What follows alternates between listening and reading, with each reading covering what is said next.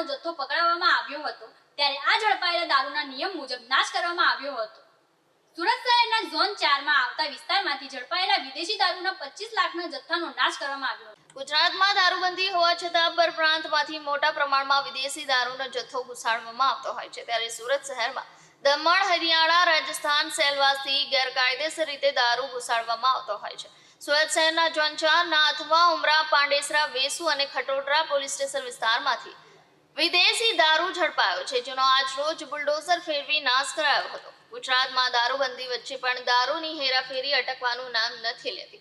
Police દ્વારા દારૂના જથ્થાને ઝડપી લઈ છાસવારે કાર્યવાહી કરવામાં આવે છે તેમ છતાં બુટલેગરો દ્વારા દારૂની ખેપ મારવામાં આવતી હોય છે।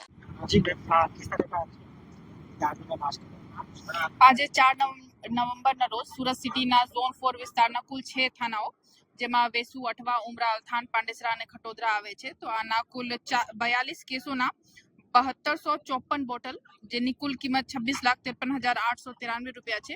આના નાશ પંચનામા વિગતે એસડીએમ બંને અને પોલીસ ખાતાના બધા અધિકારીઓ સમક્ષ કરવામાં આવી રહ્યા છે અને આ કામગીરી થોડી કલાકમાં પૂર્ણ થશે।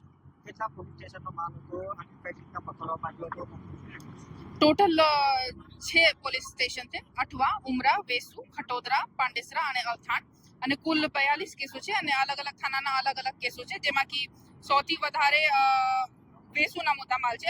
ઓનલી 2 કેસીસ છે બટ આ મહેંગી દારૂ હતી તો ટોટલ 9,12,930 રૂપિયાના મુદ્દામાલ છે અને બાકી થાનાઓમાં અલથાણના પણ 8,66,000ના મુદ્દામાલ છે અને અદર થાનાના થોડો ભાગ છે।